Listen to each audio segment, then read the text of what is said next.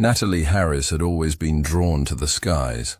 From a young age, while other children dreamed of castles and fairy tales, she dreamed of cockpits and control panels. By the time she was 33, she had carved out a successful career as a commercial airline pilot.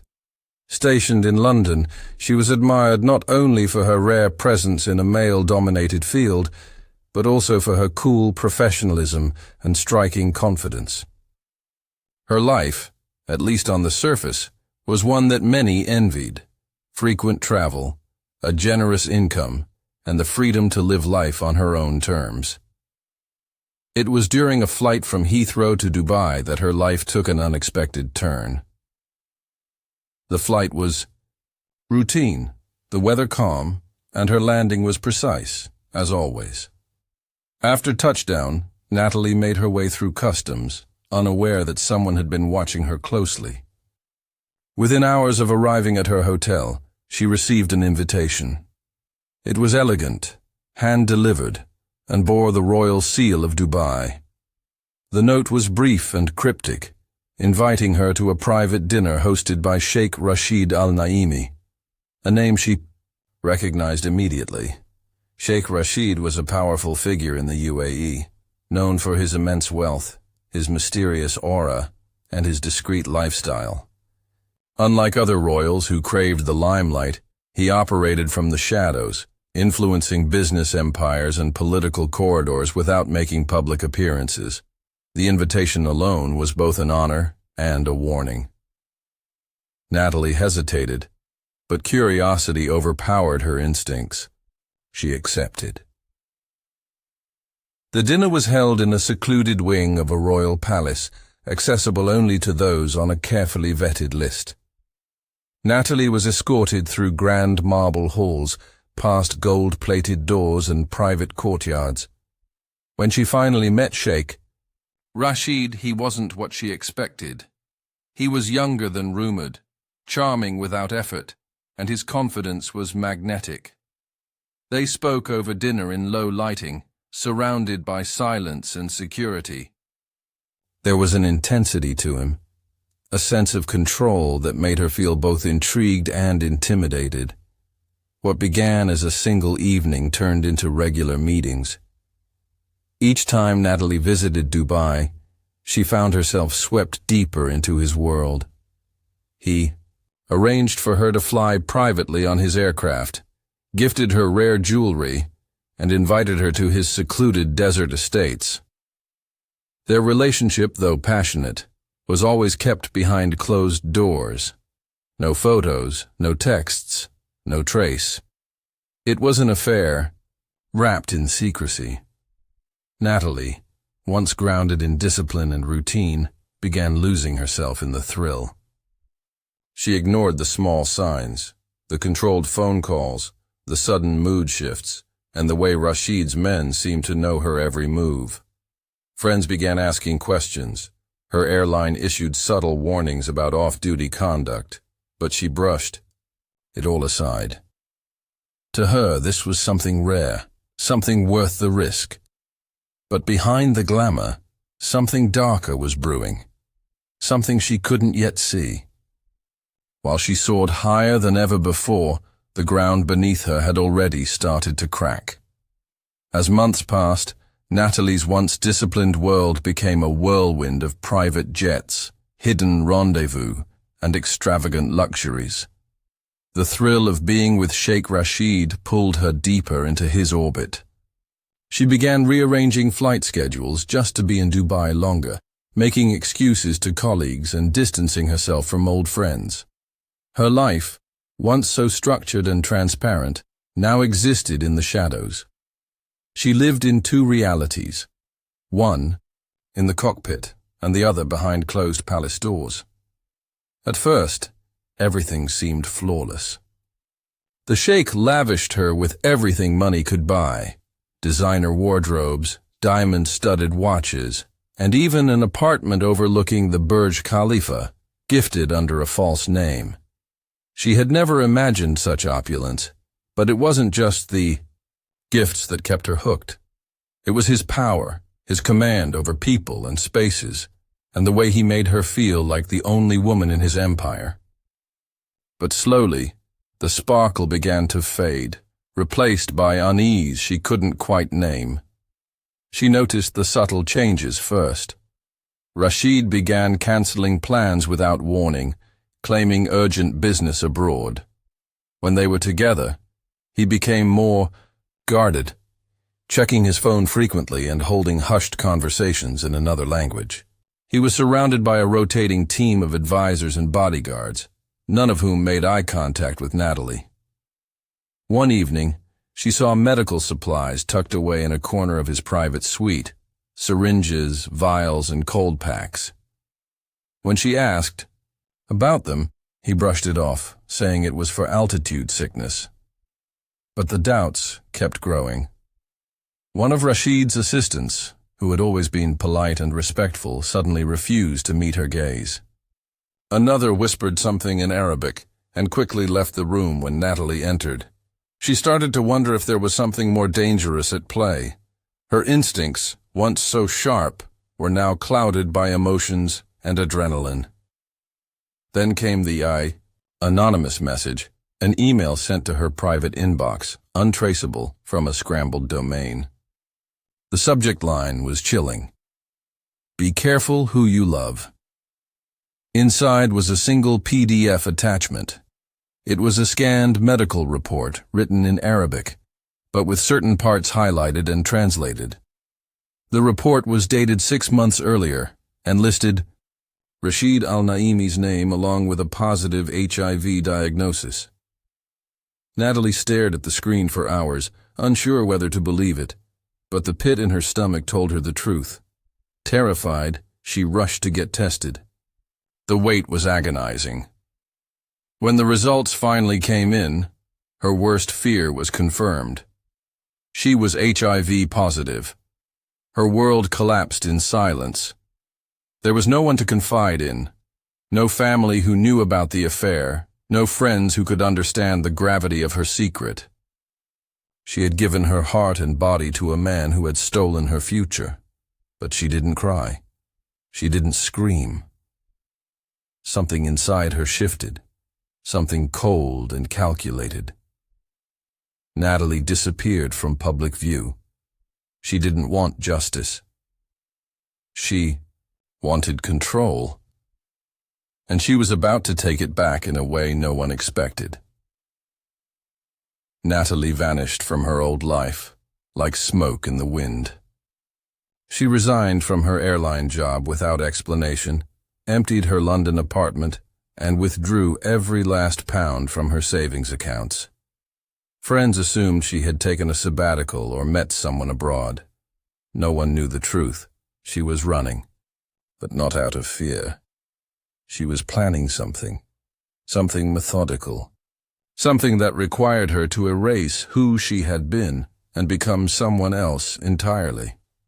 She flew under aliases through countries with weak extradition laws, first to Malaysia, then to Vietnam, and eventually settled in Cambodia under a false identity.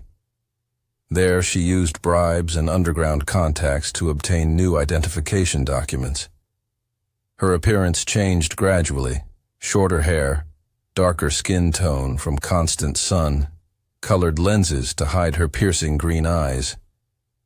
The Natalie Harris who once flew first-class aircrafts no longer existed.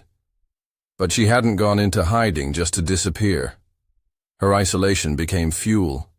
She studied the Sheikh's movements, learned about his inner circle, and used the internet in encrypted cafes to track the names and locations of his most trusted men, his advisors, his pilots, his security personnel, even his personal doctors, anyone within reach of influence.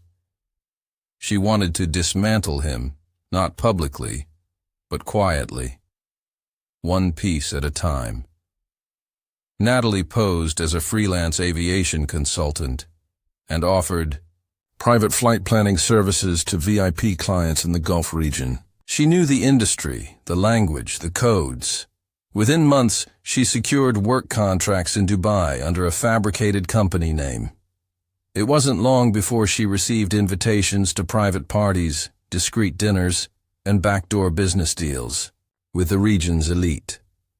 She didn't flaunt her identity. She let them come to her. Her targets were chosen carefully, men who worked for or were affiliated with Sheikh Rashid.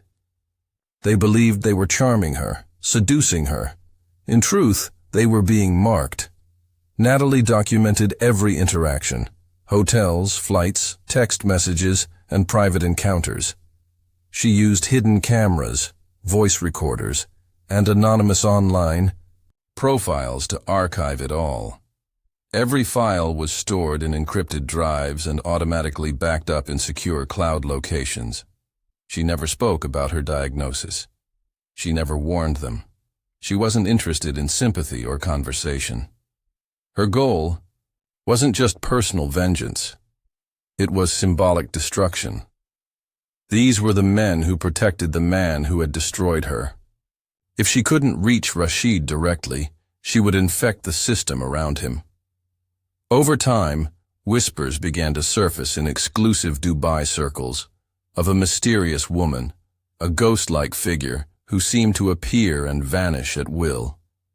Some called her a scammer. Others believed she was a spy. But no one suspected the truth. No one linked her to Natalie Harris, the British pilot who had disappeared without a trace. What she started was irreversible, and she knew the countdown had begun. One by one, the pillars holding up the Sheikh's kingdom would fall, not with bullets or headlines, but with secrets spread in silence. The unraveling began quietly. At first, it was just a few whispers, minor health rumors circulating among Dubai's elite. A security officer close to Sheikh Rashid suddenly took medical leave. An advisor was replaced without explanation. A cousin of the Sheikh, known for his partying and travel, abruptly withdrew from public appearances. No official statements were made. No one dared ask questions. In a society built on image and silence, rumors were the only currency. But the pattern was undeniable. People close to Rashid were vanishing, falling ill, or suddenly retiring. Behind palace walls, panic had begun to take root. Private doctors were flown in from Europe. Discreet blood tests were conducted under fake names. When more than one individual tested positive for HIV, alarms were triggered. Still, everything was handled quietly. The media was tightly controlled. No stories leaked. But the damage was already multiplying, because Natalie's revenge wasn't just physical, it was digital too. She waited until the infection had spread far enough before unleashing her next move. Anonymous packages were sent to international news outlets, embassies, and human rights organizations. Each package contained a USB drive, and inside was a carefully constructed dossier. It included documents, test results, surveillance footage, hotel logs, screenshots of flight bookings, and a chilling video compilation of her journey. She called herself the Broken Wing, a name that offered no clues, just symbolism. VI. Video files began with her pilot license, her first encounter with Sheikh Rashid, then moved to clips of medical reports, encrypted voice notes, and blurred footage of intimate encounters with high-ranking officials. She never showed her face. Every file was time-stamped, verified, and impossible to ignore. There were no direct accusations. But the message was clear. Rashid had knowingly infected her, and she had returned the favor, calculated, controlled, and with purpose. The fallout was immediate. European tabloids caught hold of the story and ran it under headlines too shocking to ignore. Though Rashid's name was never mentioned officially, the clues were enough for internet sleuths to put the pieces together. online forums lit up with speculation. The palace issued a rare statement denying all malicious and fabricated rumors, but it only added fuel to the fire. Behind the scenes, Rashid's network collapsed into chaos. Lawyers scrambled to stop the spread of information. Internal investigations began. Several of his close staff resigned or relocated abroad. Diplomats attempted to intercept stories before they reached the mainstream press, but it was already too late. The silence had broken. Natalie's revenge had pierced the armor of royalty. What made the scandal even more devastating was its invisible nature. It wasn't a leaked affair or a financial crime. It was something far more intimate and irreversible, an illness, a betrayal of trust, and a deliberate act of vengeance. And worst of all, no one knew how many had been exposed, how far it had spread, or when it would end. As the city braced itself in quiet fear, one question remained unanswered. Where was the woman behind it all? She was everywhere and nowhere.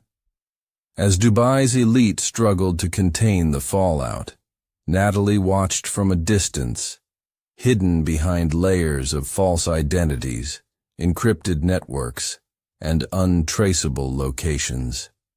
She had become a ghost in the system, someone who once lived in the light but now thrived in the shadows. While powerful men tried to silence a storm they couldn't see, she was already several steps ahead, leaving no fingerprints, no traceable path, and no room for retaliation. By the time private investigators and cyber experts were hired to trace the origin of the USB drives and anonymous accounts, Natalie had already dismantled the digital infrastructure she had used. The computers were destroyed, the cloud accounts wiped clean. She moved cities again, this time to South America, where she blended into a new life among travelers, off-the-grid expats, and communities with no questions. To them, she was just another foreigner escaping the noise of the world. But inside her, the war wasn't over. It had just shifted. News coverage peaked and then waned, as scandals often do. What remained, however, was a stain. Sheikh Rashid's reputation was no longer untouchable. Business partners pulled away quietly. Royal appearances became rare. His name, once revered in high circles, was now associated with caution, suspicion, and whispered warnings. Even without legal proof, the fear was enough.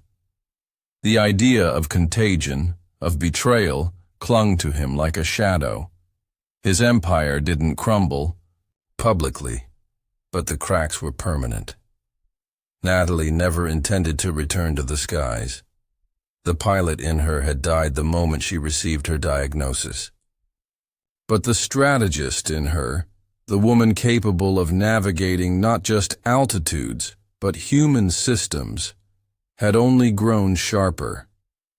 She used her skills in anonymity, working in cybersecurity consulting under a pseudonym, helping vulnerable women protect themselves from surveillance and digital threats. It was her new mission, born from her own experience of betrayal and manipulation. Despite everything, Natalie felt no guilt. Not because she was cold, but because she believed the system had failed her long before she struck back. She had trusted a man who had stripped her of choice. Her revenge wasn't just personal. It was about forcing accountability in a world that thrived on silence and control. And she had succeeded, quietly, powerfully, permanently. She knew there would always be danger.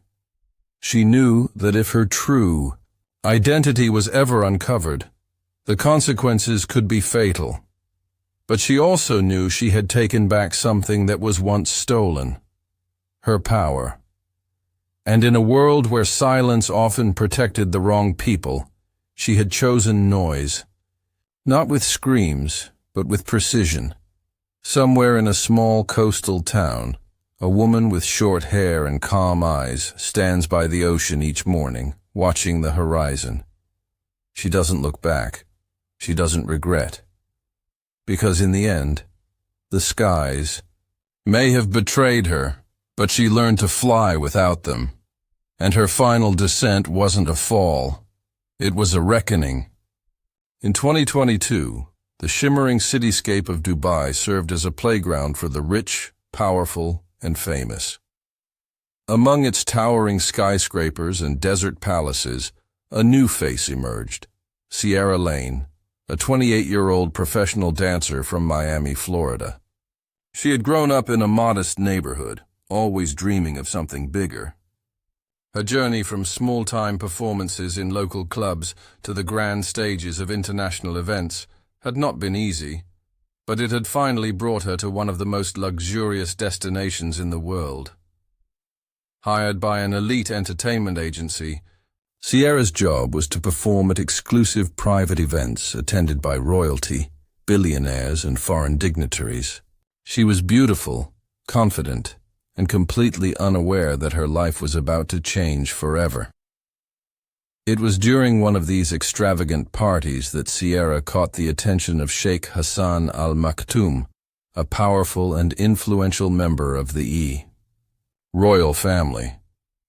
He was in his early 40s, known for his wealth, charisma, and control over key parts of Dubai's private sector. Although married with 3 children, his personal life remained hidden behind the palace gates. His power allowed him to move without question, to bend rules that others wouldn't dare touch. And on that particular evening, as Sierra danced under the golden chandeliers of a private villa, the Sheikh watched her with interest that extended far beyond simple admiration. The first meeting was brief: a polite introduction, a few exchanged words, a direct invitation to dinner. For Sierra, it was flattering, but also thrilling. She knew the risks of mingling with powerful men in unfamiliar cultures, but there was something magnetic about the Sheikh. He offered her access to a world she had only seen in films: private jets, luxury yachts, diamond gifts, and villas surrounded by guards. At first, it felt like a fantasy, a once-in-a-lifetime experience for a girl who had grown up with nothing. But soon, the relationship evolved into something deeper. Behind closed doors, their connection intensified. The Sheikh showered her with gifts and affection. He confided in her, something he didn't even do with his own family. Sierra, in turn, began to fall for him, believing their relationship was more than a temporary escape from reality. She never imagined she was stepping into a dangerous game. To her, he was just a man torn between tradition and love. But to everyone else, she was a threat to his reputation, his family, and his power. As their meetings became more frequent and less discreet, whispers started to circulate. Some of the Sheikh's close staff grew suspicious. Paparazzi tried to trace Sierra's movements, and yet both she and Hassan remained entangled in their secret world, blind to the warning signs that surrounded them. What started as a romantic escape had become a ticking time bomb. Neither of them could see the cracks forming under the surface, or the darkness waiting just around the corner. By the summer of 2023, the affair between Sierra Lane and Sheikh Hassan Al Maktoum had grown dangerously intense. What began as a secret romance behind locked doors was now slipping into public view. Though they tried to remain discreet, their growing emotional attachment made it harder to hide. The Sheikh had become increasingly obsessed, finding excuses to see Sierra, even canceling official duties to spend time with her in private resorts along the coast. He moved her into a luxurious penthouse in downtown Dubai, paying cash to avoid paper trails, and ensured she had full-time security, which he claimed was for her protection. But Sierra didn't realize those guards were also reporting back to him. Whispers began to spread through the corridors of the palace. The Sheikh's sudden mood swings, late-night absences, and secret phone calls raised alarms among his advisors. His wife, accustomed to her husband's occasional indiscretions, grew concerned when he started avoiding family functions. Servants began noticing unfamiliar perfumes on his robes. Members of the royal family exchanged glances, never daring to speak openly, but the unease was undeniable. A rival cousin, Sheikh Zayed, quietly took interest. He had long disliked Hassan's influence and saw the unfolding scandal as a chance to bring him down. Using private investigators, Zayed tracked Sierra's digital footprint, phone logs, and social media, discovering just enough to confirm what he suspected. Discreet photos taken from a distance showed Sierra being escorted in government vehicles, receiving parcels delivered by palace staff, and being visited by Hassan late at night. The evidence was damning, but Zayed didn't act yet. He was waiting for the perfect moment to strike. Meanwhile, Sierra began to feel an unsettling shift in her surroundings. The guards she once found protective now felt invasive. Her phone battery would drain unusually fast. She'd returned to her apartment to find objects slightly moved, drawers open that she didn't remember using. Once, she noticed a black SUV tailing her on the highway, only to vanish when she turned off. She brought up her concerns to Hassan, who dismissed them as paranoia and reassured her that she was safe. But deep down, she sensed something had changed. The dynamic between them grew more tense. Hassan, once gentle and generous, became possessive and easily agitated. He accused her of being careless, of speaking to people she shouldn't. He began monitoring her calls, restricting her from attending certain events, and insisted she stay indoors unless escorted. Sierra, still caught in the emotional pull of their relationship, didn't realize how much control she had surrendered. At the same time, anonymous messages began arriving on Sierra's phone. Some warned her to leave Dubai, others threatened her, calling her a disgrace and accusing her of humiliating the royal family. She blocked the numbers, but the messages kept coming. She considered flying home, but every time she brought it up, Hassan begged her to stay, telling her he was close to fixing everything. But everything was far from fixed. Behind the scenes, forces more powerful than Sierra understood were aligning against her. Secrets were no longer secrets. And in a city where honor and image ruled above all else, her presence had become a liability that had to be erased. The scandal erupted without warning. In August 2023, a British tabloid published a grainy yet unmistakable photograph of Sheikh Hassan and Sierra Lane aboard a private yacht off the coast of Mykonos. The image captured a fleeting moment, his hand resting on her back, her head tilted toward him, both smiling under the Mediterranean sun. The article made vague references to a royal affair, but those familiar with Dubai's elite needed no further confirmation. The story spread like wildfire, igniting a storm across international media. Within hours, the Dubai Royal Court issued a carefully worded statement. It denied all allegations, calling the article a fabrication and labeling the photograph as doctored, but the damage was already done.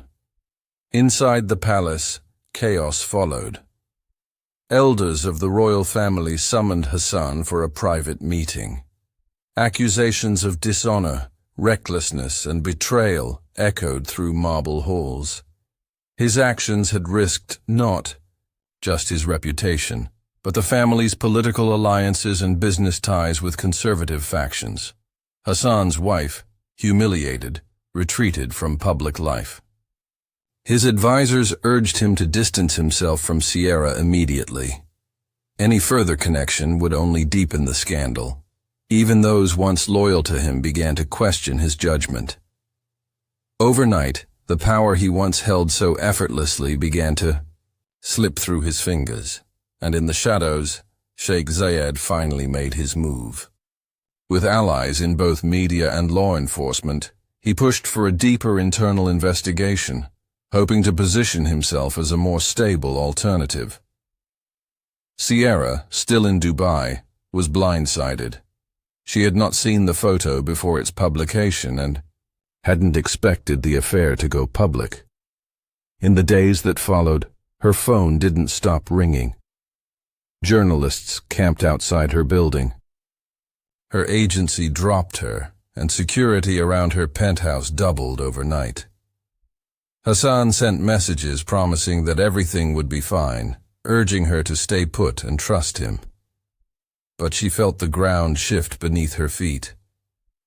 Her once protective lover was now consumed by desperation.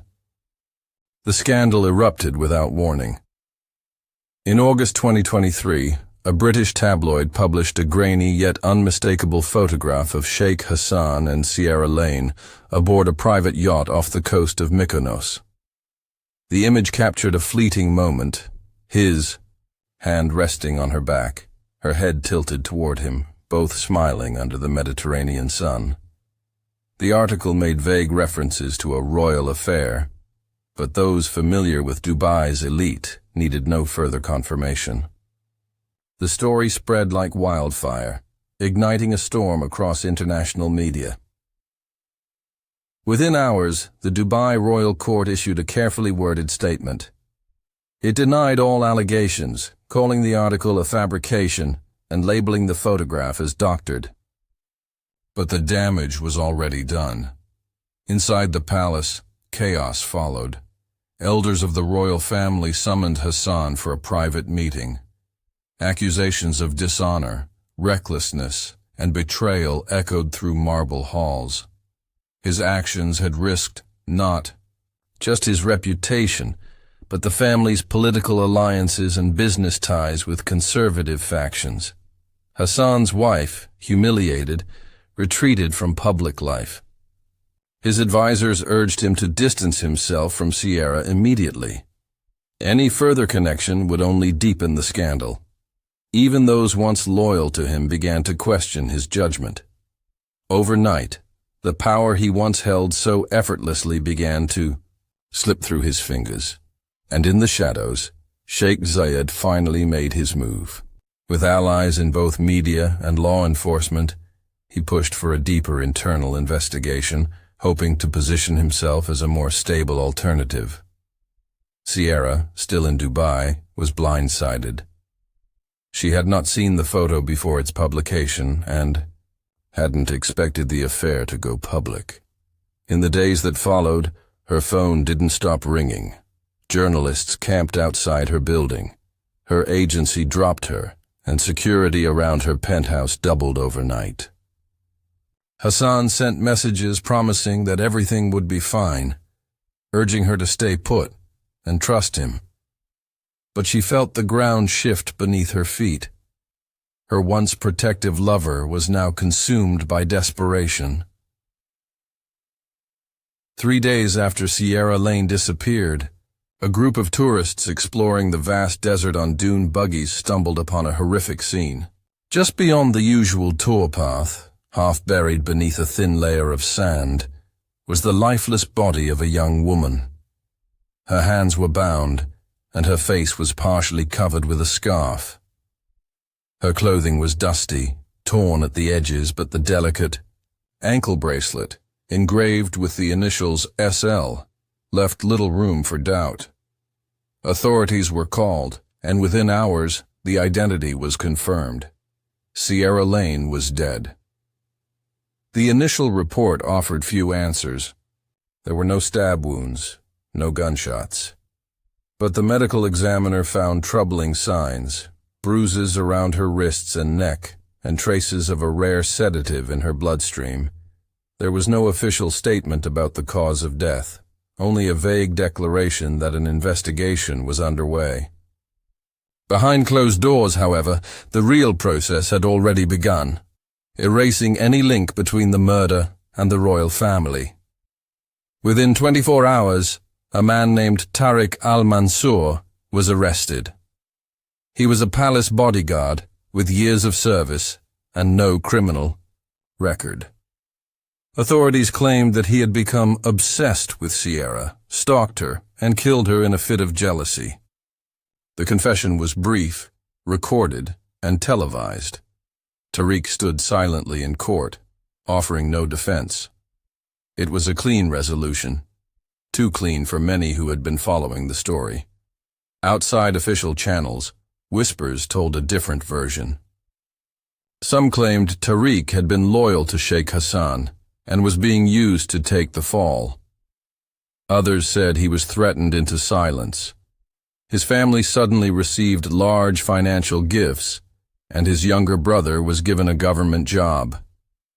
Still, no journalist in the country dared to question the verdict publicly. In Dubai, to speak out against the royal family was to risk everything.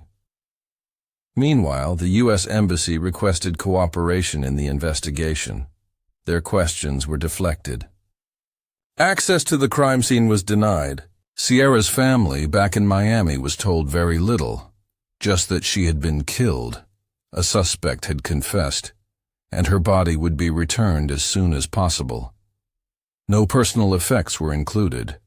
Her phone, passport, and laptop had all gone. Missing. The media shifted focus quickly. After a week of coverage, the headlines moved on to other stories. The case was labeled solved, and officials discouraged further speculation. But those close to Sierra weren't convinced. Her best friend, who had spoken to her days before the disappearance, said she was scared, more scared than she had ever been. She had sensed something was coming, but didn't know how to escape it. In private circles, the truth was clear. Sierra had become too dangerous. Her existence threatened the image of a powerful man, and in a place where reputation ruled above all that made her disposable. The desert had become her grave, silent and unforgiving, swallowing the evidence and leaving only shadows behind. Months passed, and Sierra Lane's name slowly faded from headlines. Her family held a small memorial in Miami, releasing white balloons into the sky, still clinging to questions they would never get answered. The official story stood firm. A rogue bodyguard, a tragic obsession, and a swift resolution. But behind the scenes, cracks in that narrative were beginning to form, small, nearly invisible, yet impossible to ignore for those paying close attention. A freelance journalist named Megan Hart, based in London, refused to let the story go. She had covered the original tabloid leak and remained unconvinced by the rapid resolution of Sierra's death. Using encrypted apps and anonymous sources, she began digging. Several people connected to Sierra in Dubai agreed to speak, off the record, from burner accounts. Their stories painted a consistent but troubling picture. Sierra had been under surveillance for weeks. Her apartment had been searched without a warrant. One source even claimed that the night she disappeared, her phone location pinged not toward the desert, but toward a remote royal estate, far from any official roads. Then came the leak. A month after the memorial, an anonymous user uploaded a series of images to an offshore website hosted in Iceland. The photos showed Sierra inside a lavish villa, days before her death. One frame captured her looking out a balcony window. Another showed her seated beside a man resembling Sheikh Hassan. Though the images were slightly blurry, digital experts confirmed they hadn't been altered. The metadata linked them to a security camera system used only in government-owned properties. Someone on the inside had broken the silence. International pressure started to build again. American officials quietly requested the reopening of the investigation. The Dubai authorities, sensing unrest, labeled the images fake, blaming foreign actors for attempting to destabilize the nation. Still, the whispers kept spreading. Protesters in Europe carried signs reading, "Justice for Sierra," while human rights groups began compiling reports of similar disappearances involving foreign women. Despite this, Sheikh Hassan remained untouchable. He made no public statements, and his family maintained his innocence. But within the royal court, his influence began to wane. He was excluded from key meetings, his responsibilities reassigned. Rumors of his exile to a private estate outside Abu Dhabi circulated, though no one could confirm it. Sheikh Zayed, now rising in power, made sure the transition was quiet but permanent. Back in Miami, Sierra's sister received an unmarked envelope. Inside was a USB drive containing a short video, grainy footage of Sierra in a room with high ceilings and gold curtains. She looked calm, unaware she was being recorded. The video ended abruptly. There was no note, no sender, just a quiet confirmation that the truth had always been hidden.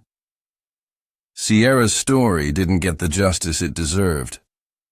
No trials, no formal acknowledgement of what really happened, but her death became a symbol, a chilling reminder of how power, when unchecked, can silence even the most vibrant lives. Her name, though erased from official records, lived on in whispers, in protests, and in the hearts of those who refused to forget.